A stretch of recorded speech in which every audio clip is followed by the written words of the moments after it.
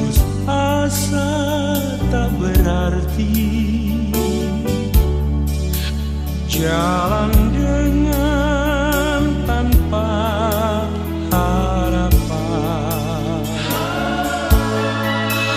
lalu tangan yang berlubang paku menjamah jadi hidup baru, dan kayu yang kasar mengubahkan jalan hidup yang penuh kegagalan. Ku puji Dia selama-lamanya, sebab salib mengubah hidupku, dan ku yakin darah Yesus yang suci sudah mengalir di Kalvari. Bila zaman berlalu, dunia mendebu, ku tetap pegang salib itu.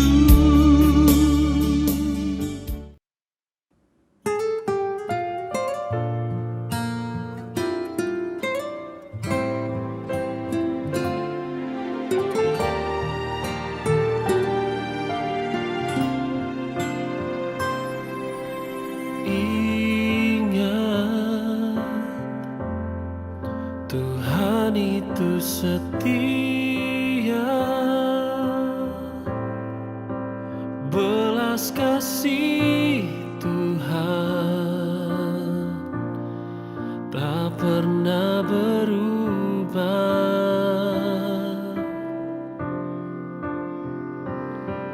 Tak ada alasan untuk menyerah, hati yang hancur Tuhan pakai.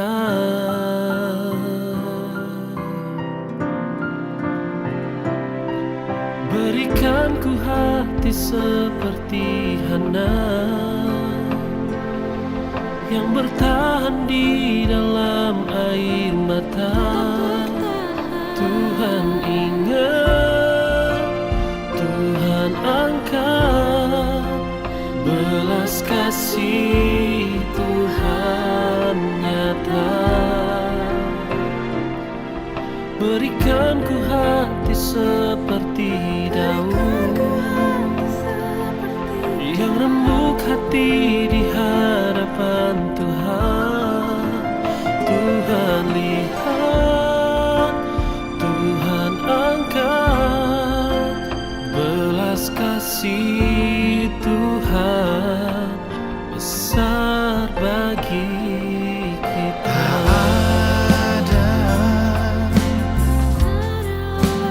Alasan untuk menyerah, hati yang hancur, Tuhan pakai.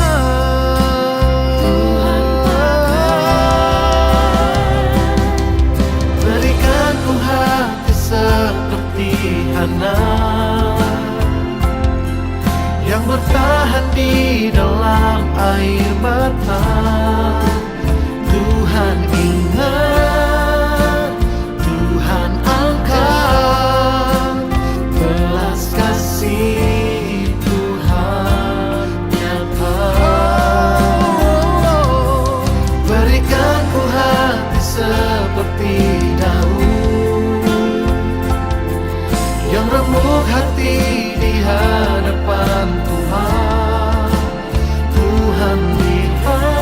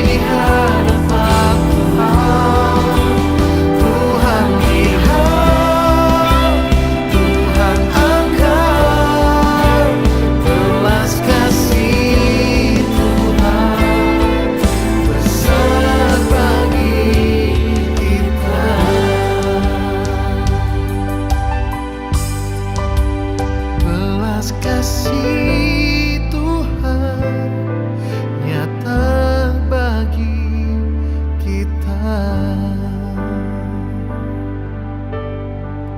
Bapa, sebentar firman-Mu ditaburkan. Berbicaralah buat setiap kami. Bukakanlah hati kami. Berikanlah pengertian dalam pikiran kami. Biarlah kami boleh memahami firman-Mu dan menghidupinya dalam hidup kami. Tolonglah hamba-Mu Tuhan, karena sungguh tanpa Engkau hamba tidak mampu. Menyerahkan setiap menit-menit ke depan dan jemaat-Mu ke dalam tangan-Mu dan pimpinan Roh Kudus sepenuhnya. Hanya di dalam nama Yesus kami berdoa. Amen. Yang siap diberkati sama-sama lagi bilang amen. Silakan duduk. Hari ini saya akan khotbah tentang keteladanan Kristus. Yohanes 1 ayat 14b. Sama-sama baca. Firman itu telah menjadi manusia dan diam di antara kita.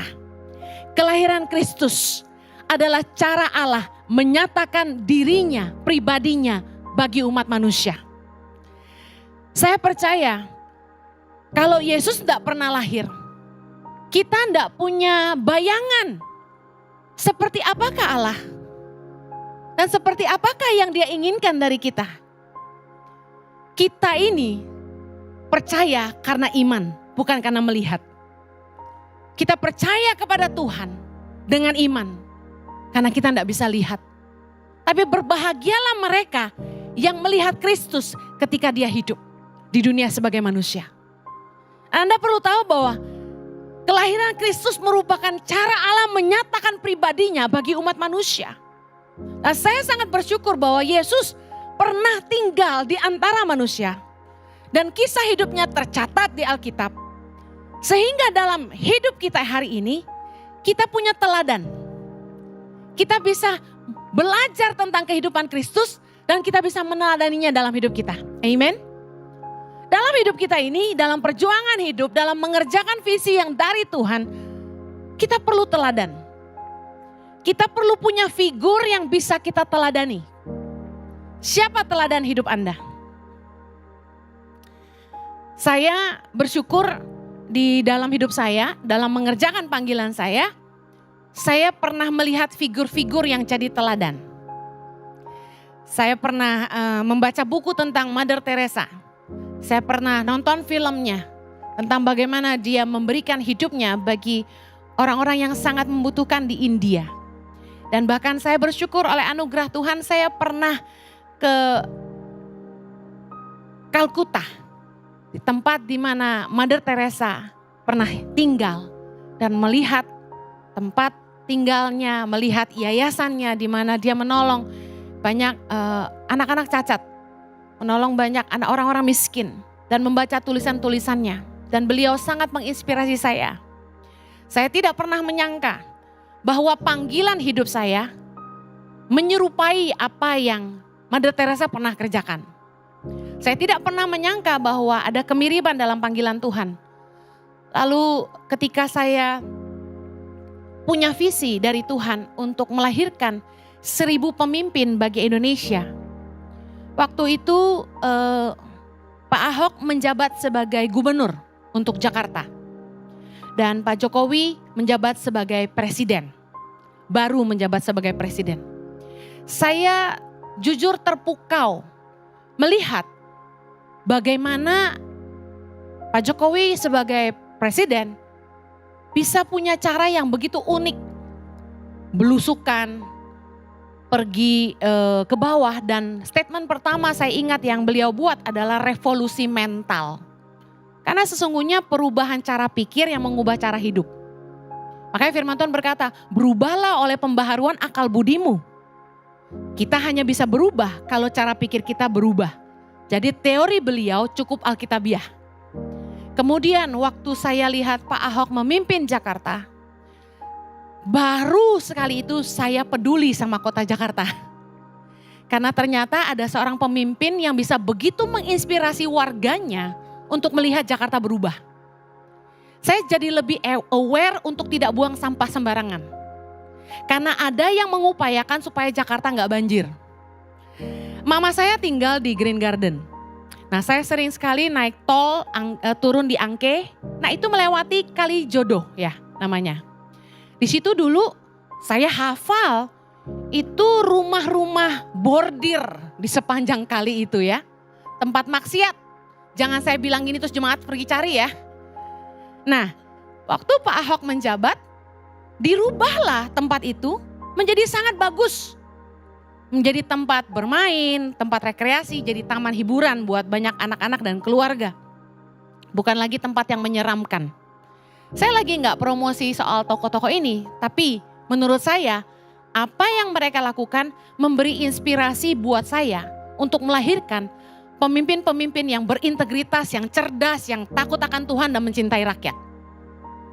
Indonesia bisa maju nggak? Sejak melihat mereka, saya percaya Indonesia bisa maju kalau pemimpinnya berubah. Karena itulah saya timbul iman. Bahwa ketika Tuhan bilang gini, Heni, apa yang kamu mau lahirkan untuk Indonesia? Saya jawab, pemimpin Tuhan. Tuhan bilang, lahirkan 1000 pemimpin bagi Indonesia. Bangun 10 sekolah berasrama di Indonesia. Itu tahun 2019. Dan saya mulai timbul iman. Indonesia memang luas, kepulauan. Tetapi cuma 34 provinsi waktu itu, sekarang 38. Saya timbul iman, kalau Tuhan mempercayakan saya mengkuliahkan 1000 anak Indonesia, masa sih 38 itu terlalu sulit? Saya percaya Indonesia itu dibagi menjadi 38 provinsi.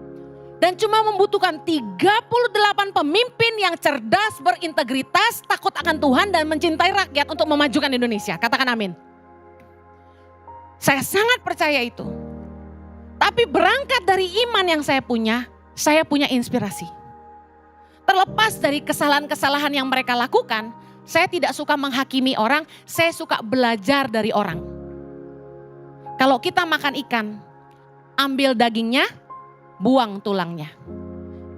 Saya lebih senang kalau kita belajar dari hidup orang, jahat sekalipun, seperti Hitler contohnya. Ada hal baik yang kita bisa belajar. Bahwa anak itu perlu bapak. Figur bapak sangat penting. Orang itu bisa jadi kejam karena apa? Kita jadi belajar. Dan kehebatan Hitler memimpin, dia punya pengaruh yang luar biasa. Itu pemimpin hebat. Banyak hal yang kita bisa belajar dari orang lain. Nah, Yesus hadir di tengah-tengah kita, umat manusia, menjadi teladan yang hidup di tengah-tengah kita. Katakan amin. Bayangkan, kalau Yesus tidak pernah hadir ke muka bumi ini, kita cuma bicara Tuhan, Tuhan, Tuhan. Dan kita tidak pernah dengar Tuhan, tidak pernah lihat Tuhan. Saya rasa sulit sekali menghidupi kebenaran. Saya rasa sulit sekali menghidupi perintah Allah tanpa panutan. Tapi kehadiran Kristus menyederhanakan semuanya. Yang kita perlu tahu bagaimana hidup di bumi ini yang berkenan kepada Bapa adalah dengan meneladani apa yang Yesus lakukan selama hidupnya. Yang percaya katakan amin. Saya bilang sama orang-orang yang malas baca Alkitab. Saya bilang gini. Kalau kamu merasa gak sanggup baca Alkitab satu buku, udah pelajari cara hidup Yesus saja. Baca aja Injil Matius sampai ke Wahyu kalau sanggup. Pelajari cara Yesus hidup. Lihat yang dia katakan. Lihat apa yang dia lakukan. Bagaimana dia memperlakukan orang lain. Bagaimana dia meresponi orang-orang yang ada di sekelilingnya. Karena dari cara Yesus hiduplah kita bisa mengerti bagaimana Tuhan mau kita hidup. Yang mengerti katakan amin. Yohanes 13 ayat 15. Kita baca sama-sama. Sebab aku telah memberikan suatu teladan kepada kamu. Supaya kamu juga berbuat sama seperti yang telah kuperbuat kepadamu. Yesus berkata, sebab aku telah memberikan suatu teladan kepada kamu. Yesus telah memberikan teladan kepada kita untuk kita ikuti. Amin. Nah, dalam hidupnya, teladan apakah yang Yesus berikan? Saya akan bahas ada 10 poin secara cepat. Yang pertama, Yesus tidak fokus pada kesenangan duniawi yang sementara. Dalam Matius 4 ayat 1 sampai 11, ingat kisah tentang Yesus dicobai di padang gurun? Apa yang iblis tawarkan kepada Yesus? Itu pencobaan pertama. Apa yang ditawarkan iblis? Keinginan daging, keinginan mata, dan keangkuhan hidup. Yesus menolak semuanya. Menunjukkan kepada kita, waktu dia hidup di dunia ini, dia nggak attach sama dunia ini. Dia nggak punya ikatan yang memberatkan dia di bumi ini. Orang kalau meninggal yang ngeberatin dia itu antara harta atau hutang. Yes? KPR masih jalan bos. Siapa yang bayar? Kasihan anak-anak yang nerusin gitu kan? Terus diberatin sama harta. Yesus gak ada yang ngeberatin dia di bumi ini selain dari kita, umat manusia. Saya gak pernah baca di Alkitab Yesus punya KPR. Gak pernah. Bahkan Yesus pernah berkata dalam Lukas 9 ayat 58, serigala mempunyai liang dan burung mempunyai sarang, tetapi anak manusia tidak mempunyai tempat untuk meletakkan kepalanya. Yesus tinggal di rumah orang tuanya, tapi selepas dari itu dia melayani kemana-mana dan dia tidak punya tempat. Dia tidak pusing, gak kayak kita yang duitnya kebanyakan. Rumah satu di Jawa, satu di Bali, satu di Kalimantan, satu di Jakarta, satu di Depok. Terus kita bingung kalau gak ada yang tinggalin, siapa yang tinggalin? Siapa yang tinggalin kira-kira kalau rumahnya kosong? Guguk. Ada orang kaya yang rumahnya 9 katanya. Ada yang di Pik itu Pantai Mutiara gitu ya, katanya ada 5 atau berapa. Gak ada yang tinggalin karena dianya tinggalnya di berbagai dunia. Kalau lagi di Hong Kong ya tinggal di rumah yang di Hong Kong. Di Hong Kong aja katanya rumahnya banyak. Kalau dia lagi di Singapura dia tinggal di Singapura, rumahnya juga di Singapura banyak. Nah saya bingung nih sama yang kayak gini ya. Hartanya banyak sekali gitu loh. Terus dia beli rumah sebanyak itu. Nah siapa yang nikmatin rumahnya? Coba tebak. Pembantunya. Pembantunya berenang-berenang. Supirnya karaokean. Karena nyonyanya jarang pulang, tuannya jarang pulang. Anda pikir kalau Anda gak di rumah, siapa yang nikmatin rumah Anda? Nah, orang kalau kebanyakan harta ada yang diberatin. Tapi Yesus gak ngeberatin apa-apa. Dia enggak punya investasi di bumi. Investasi dia di kekekalan. Yang Yesus cinta di dunia ini cuma kita.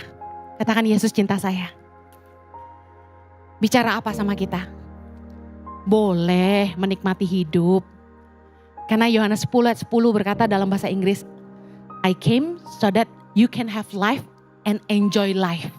Yesus datang untuk memberi kita hidup dan supaya kita bisa menikmati hidup kita dalam kelimpahan. Yang artinya Tuhan juga gak mau kita miskin. Tuhan mau kita diberkati. Tapi saya sering khotbah, diberkati konotasinya bukan selalu kaya raya. Ada yang mungkin sederhana tapi cukup bahagia. Anda bisa bahagia itu sejauh dari hatimu bisa merasa cukup. Karena orang kaya yang hartanya banyak pun kalau hatinya gak pernah cukup tapi serakah dia gak bahagia, katakan amin. Nah Yesus tidak cari perkara dunia. Makanya kenapa saya sebagai hamba Tuhan gak branded minded. Saya kerja bukan buat beli brand. Karena menurut saya manusia dijadikan budak sama brand. Boleh gak punya barang branded? Boleh, tapi gak harus punya. Saya punya beberapa yang branded tapi jarang pakai soalnya takut dihakimi. Saya bawanya tas yang paling murah. Saya takut dihakimi nanti masuk sosial media. Padahal saya punya segala merek yang orang pakai tapi saya gak pakai. Nah, Yesus tidak mengejar kesenangan duniawi. Yang kedua, Yesus memberi teladan dalam kebergantungannya kepada Bapa. Apakah hari ini kita punya ketergantungan sama Tuhan? Lukas 5 ayat 16. Ini salah satu yang saya ambil ayatnya. Akan tetapi ia mengundurkan diri kemana? Ke tempat-tempat yang sunyi dan berdoa. Yesus selalu mencari tempat sunyi. Dia pergi menyendiri. Dikatakan pagi-pagi benar. Dia pergi berdoa. Yesus kerap kali dalam firman Tuhan. Dia pergi menyendiri untuk berdoa. Dia pergi mengundurkan diri untuk berdoa. Yesus punya ketergantungan yang begitu besar kepada Bapaknya. Seolah-olah dia tidak bisa hidup tanpa berbicara kepada Bapa. Dia butuh Tuhan dalam hidupnya. Dia butuh sekali berkomunikasi dengan Bapaknya. Apakah kita hari ini juga punya tempat sunyi? Tahukah Anda bahwa kegaduhan membuat kita tidak bisa mendengar Tuhan?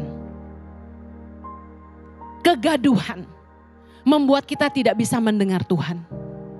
Makanya jujur, saya senang gereja karismatik yang berisik. Ada praise song, ya, puji-pujian yang gegap gempita. Saya kan menikmati. Tapi kalau ditanya preference, saya aliran yang berbeda. Saya aliran yang sunyi senyap. Saya suka ketenangan. Saya lebih suka worship daripada praise. Kenapa? Karena di tengah-tengah penyembahan, jiwa kita tenang dan kita bisa mendengar Tuhan. Saya jujur kurang suka sama worship leader yang terlalu berisik, terlalu gaduh. Lagunya worship tapi berisik. Lagi worship aja gubrang, gubrang, gubrang, gubrang. Teriak-teriak terus gitu kayak Bu Heni. Saya lebih suka tuh kalau penyembahan tenang dikit gitu. Tenang, jangan berisik, tenggelam, intim gitu. Lalu mengizinkan Roh Kudus bicara, diam sebentar. WL tuh kalau diam kayak panik gitu loh. Padahal gak apa-apa diam sebentar. Mengizinkan Roh Kudus bicara gitu. Dia harus membawa penyembahan itu kemana. Justru di dalam ketenangan kita merasakan Tuhan. Setuju? Kita perlu punya tempat sunyi. Saya pernah khotbah tentang tempat sunyi. Kita perlu belajar seperti Yesus. Menyendiri. Menarik diri dari keramaian. Saya paling gak suka sibuk. Padahal hidup saya sibuknya ampun-ampun. Makanya saya tegas sekali mengatur prioritas. Saya bilang sama tim saya, bagian penjadwalan. Saya meeting sama tim YTP, saya meeting sama tim ICI. Saya langsung buat ketegasan-ketegasan. Tidak ada meeting di bawah jam 1.30. Kenapa? Saya perlu saat teduh. Saya perlu makan siang sama anak saya. Gak ada meeting-meeting di bawah itu. Gak ada meeting di atas 6.30. Saya harus makan malam sama anak-anak saya. Karena di dalam hidup kita pelayanan yang utama adalah keluarga. Katakan amin. Saya punya ketegasan-ketegasan. Saya gak mau keluar kota terus. Saya bilang sama suamiku yang tergantang sedunia. Ayo sekarang atur 2024. Kamu mau ke Israel berapa kali? Tulis di jadwal, saya mau lihat. Kalau kebanyakan I would say no. 60-minute worship roadshow. Ke kota-kota, memberkati kota.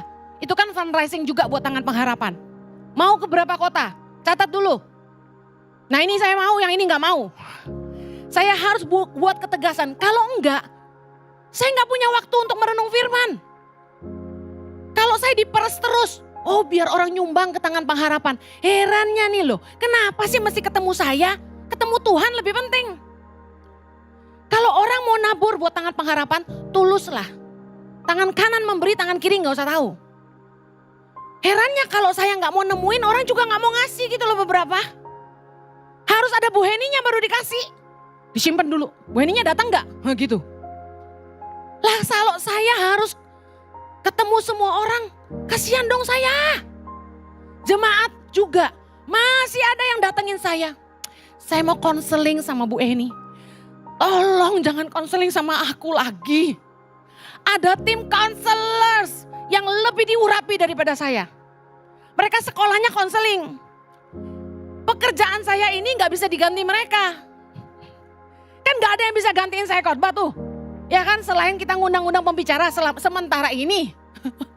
Sementara ini. Besok-besok Anda harus bisa terima kalau kami sudah mulai menerjunkan leader-leader ICI ya. Jangan marah ya. Amin. Saya tahu saya gak bisa sibuk. Kalau saya sibuk terus, khotbah saya mulai gak ada isi. Karena harus khotbah kan. Makanya saya bilang sama suami saya butuh waktu tenang. Anda harus ngotot gitu loh dalam hidupmu.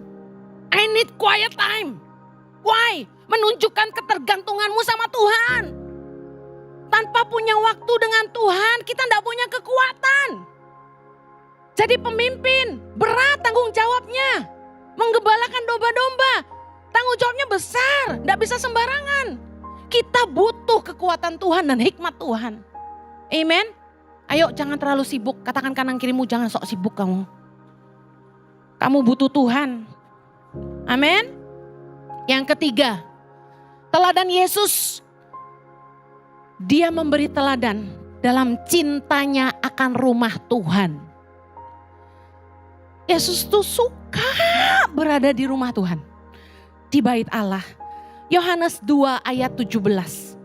Maka teringatlah murid-muridnya bahwa ada tertulis. Cinta untuk rumahmu menghanguskan aku. Sejak usia 12 tahun, Yesus suka datang ke bait Allah. Sampai ketinggalan. Ingat? Orang tuanya sampai lupa anaknya tertinggal. Dalam Yohanes 8 ayat yang kedua. Pagi-pagi benar, ia berada lagi di bait Allah. Dan seluruh rakyat datang kepadanya. Ia duduk dan mengajar mereka. Banyak ayat yang membicarakan tentang Yesus sedang mengajar di bait Allah. Yesus sedang mengajar di bait Allah, banyak. Tapi ini menarik buat saya. Ada kata-kata ini. Pagi-pagi benar. Bayangin. Kalau saya sih, kalau udah khotbah malam, bangun pagi-pagi tuh teng, kepala sampai cenut-cenut. Pagi-pagi benar. Ia berada lagi. Katakan berada lagi. Berarti baru berada di bait Allah. Udah berada di bait Allah lagi. Seringkali Yesus berada di bait Allah. Dia cinta akan rumah Bapaknya. Dia cinta berada di gereja itu satu kesenangan. Berada di bait Allah merupakan suatu hal yang dia cintai. Nah, Anda kalau ke gereja jangan Natal aja. Harus seneng gitu loh pergi ibadah. Mengajar kita harus excited datang ibadah. Wah ini kan ibu punya gereja online, gak apa-apa kita nonton online. Online itu khusus buat yang rumahnya jauh banget. Di belahan dunia sana.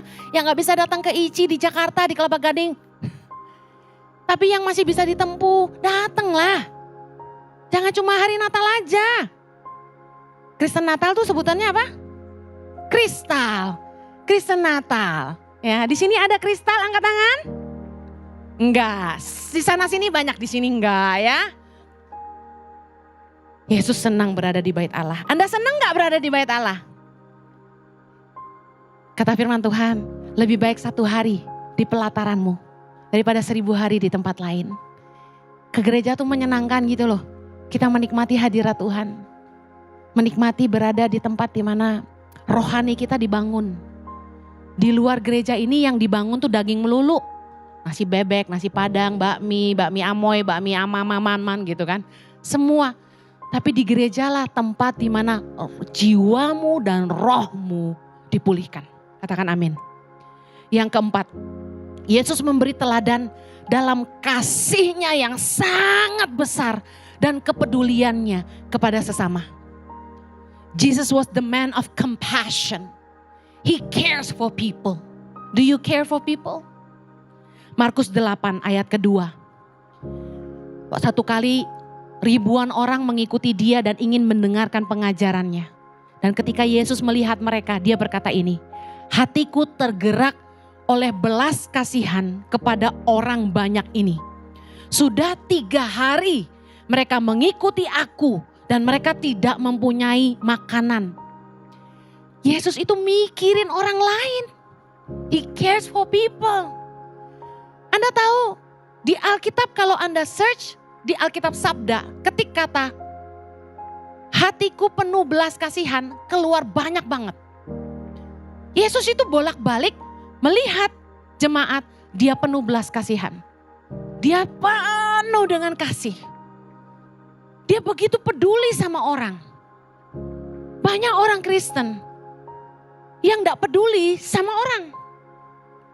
Sama pembantu rumah tangganya gak peduli. Udah makan belum? Gak pernah nanya. Dari pagi-pagi disuruh bangun, pembantunya gak boleh tidur sampai malam.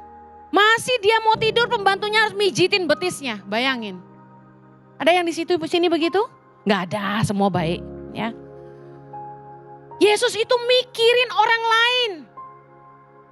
Orang yang penuh kasih adalah orang yang punya ruang buat orang lain di hatinya. Gak cuma mikirin dirinya melulu. Firman Tuhan bilang jangan mikirin kepentingan diri sendiri. Apakah Anda peduli orang lain? Orang yang peduli orang lain itu tidak akan merugikan orang. Orang yang peduli orang lain itu tidak akan menindas orang lemah. Orang yang peduli orang lain itu akan mikir 2 kali sebelum dia mengakibatkan dampak yang buruk buat orang lain.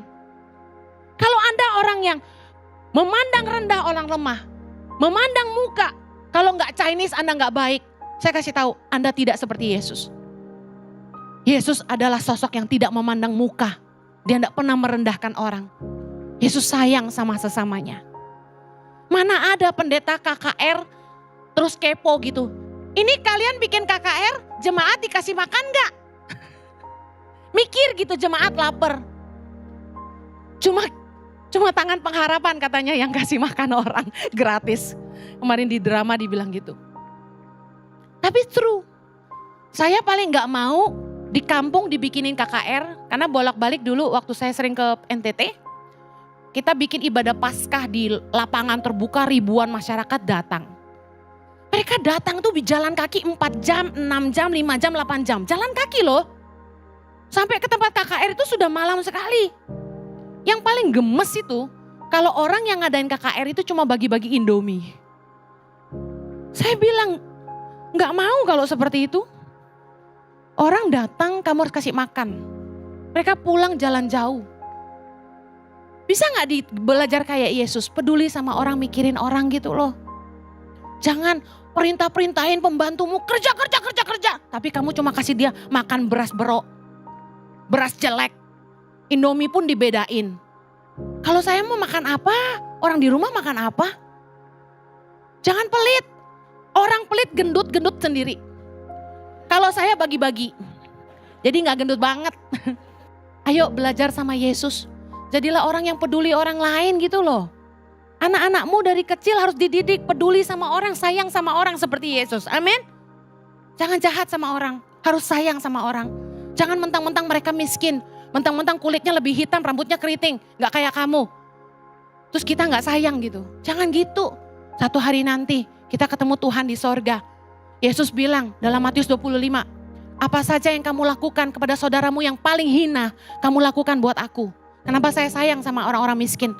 Karena saya lakukan semuanya untuk Kristus. Amen. Ayo harus sayang sama semua orang. Katakan kanan kirimu, harus sayang sama pembantumu. Yang kelima, Yesus memberi teladan dalam kerendahan hati. Yesus itu sosok yang rendah hati. Dia mengajar murid-muridnya. Ingat waktu Yohanes dan Yakobus mamahnya datang kepada Yesus dan minta supaya mereka duduk di sebelah kanan dan kiri Yesus. Yesus jawab apa? Barang siapa ingin menjadi besar di antara kamu, hendaklah ia menjadi pelayanmu. Barang siapa ingin jadi terkemuka di antara kamu, hendaklah ia menjadi hambamu. Sama seperti anak manusia yaitu Yesus. Datang bukan untuk dilayani, melainkan untuk melayani. Dan untuk memberikan nyawanya menjadi tebusan bagi banyak orang. Yesus kita yang mulia, merendahkan dirinya. Turun ke dunia yang fana. Dan dia terlahir bukan di istana, tapi di kandang domba. Dia raja segala raja. Tuhan pemilik alam semesta, pencipta segalanya. Datang merendahkan dirinya. Saya sampai hari ini tidak habis pikir. Kalau Anda ke Israel dan Anda lihat kandang domba seperti apa tempat Yesus lahir, tak masuk akal.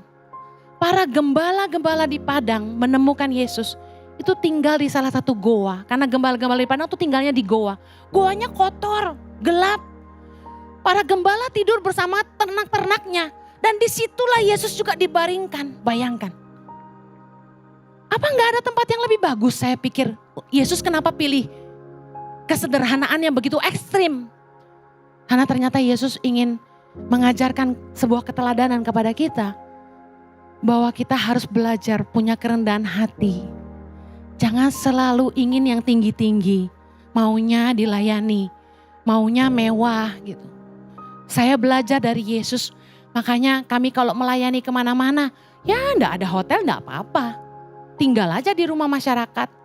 Saya tinggal di rumah orang. Air nggak ada, ambil ember, ambil air di sumur, masuk ke kamar mandi. Saya lakukan, enggak terlalu masalah, enggak pernah komplain. Tidur di rumah masyarakat, kecoa semua apa, kumbang-kumbang berjatuhan. Saya tidur aja dalam nama Yesus. Gak tahu kalau gue mangap ada yang masuk, gak bodo amat. Tapi saya belajar Yesus aja segitu sederhananya. Kita juga belajarlah hidup lebih sederhana. Karena kunci kebahagiaan itu terletak pada kesederhanaan. When you simplify your life, you will be more happy. Hidup itu kalau terlalu ribet gitu ya. Saya sorry ya, saya masuk ke rumah orang kaya ya. Saya bingung, banyak banget barangnya. Banyak banget. Saya jadi bingung, ini buat apa sih? Kalau bisa gak usah banyak barang rumah kita. Mati juga gak bisa dibawa. Ini yang rumahnya udah kayak gudang nih. Kebanyakan pajangan. Mendingan bagi-bagi aja. Yang keenam, Yesus memberi keteladanannya dalam ketaatannya kepada kehendak Bapa. Lukas 22 ayat 42. Ya Bapakku, jikalau engkau mau, ambillah cawan ini daripadaku. Tapi bukanlah kehendakku, melainkan kehendakmu yang terjadi. Bahkan dalam Yohanes 4 ayat 34, Yesus berkata, makananku ialah melakukan kehendak Dia yang mengutus aku dan menyelesaikan pekerjaannya. Selama Yesus hidup, yang jadi visi hidupnya cuma satu, melakukan kehendak Bapa. Dia tidak punya ambisi pribadi. Dia cuma fokus melakukan kehendak Bapa. Saya teladani Yesus betul. Saya tidak punya ambisi apapun dalam hidup ini. Mau apa sudah tidak punya. Yang saya cuma mau mengerjakan kehendak Tuhan dalam hidup saya. Yesus kasih teladan sama kita semua. Bahwa yang terpenting dalam hidup ini adalah mengerti kehendak Tuhan dalam hidup kita dan melakukannya. Karena ingat Matius 7 ayat 21 berkata, bukan orang yang berseru Tuhan Tuhan yang masuk dalam kerajaan sorga. Melainkan mereka yang melakukan kehendak Bapa. Satu lagi deh, terakhir nih. Yesus memberi teladan sebagai anak yang mengasihi ibunya. Keren banget tau gak sih? Yesus itu sebelum dia menyerahkan nyawanya, dia tidak melupakan Bunda Maria. Dia menitipkan ibunya kepada Yohanes murid yang dikasihinya. Yohanes 19 ayat 26 dan 27. Ketika Yesus melihat ibunya dan murid yang dikasihinya di sampingnya, berkatalah ia kepadanya, kepada ibunya, ibu, inilah anakmu. Kemudian katanya kepada murid-muridnya, inilah ibumu. Dan sejak saat itu, murid itu menerima dia di dalam rumahnya. Kalau kita pergi ke Turki, kita akan menemukan bahwa Maria tuh pernah tinggal di sana bersama dengan Yohanes, murid kesayangan Yesus. Ada kubur Yohanes di sana. Keren gak sih? Ketika dia tergantung setengah mati di kayu salib, kesakitan. Dia masih gak mikirin diri sendiri. Dia masih mikirin mamahnya. Mama yang telah melahirkan dia. Mama yang sayang sama dia dan berjuang untuk dia. Dia ingat untuk titip mamahnya di masa tuanya sama muridnya. Hari ini, apakah mamamu masih hidup? Mari bahagiakan dia. Sejengkel apapun sama mamahmu. Mungkin karena terlalu keras kepala, terlalu dominan, terlalu cerewet, banyak mau. Sayangi dia. Kamu hutang nyawa sama mamahmu. 9 bulan dalam rahimnya. Dan susah payahnya melahirkan kita. Jangan ndak sayang sama mamah.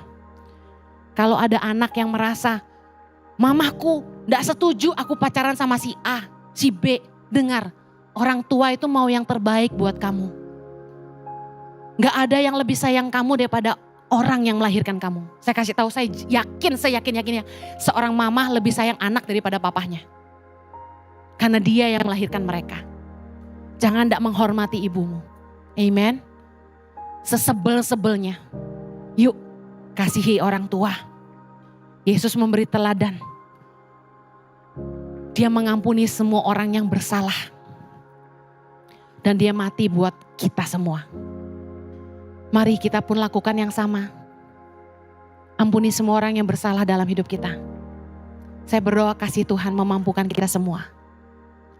Maafkan ada 3 poin yang tidak selesai, tapi saya berdoa Anda diberkati dengan apa yang sudah saya bagikan hari ini. Amen. Kita berdoa. Bapa di sorga, terima kasih Tuhan Yesus untuk keteladananmu. Kami belajar dari cara hidupmu dan bagaimana engkau hidup selama di dunia. Kami bersyukur kami punya figur yang kami bisa teladani. Terima kasih Tuhan buat teladan yang Kau tinggalkan. Tolong kami untuk menghidupinya. Tolong kami untuk bisa hidup seperti Yesus hidup. Kiranya kami terus disempurnakan oleh kasih karunia-Mu. Mampukanlah di dalam nama Yesus. Yang diberkati Tuhan, sama-sama kita katakan, Amen.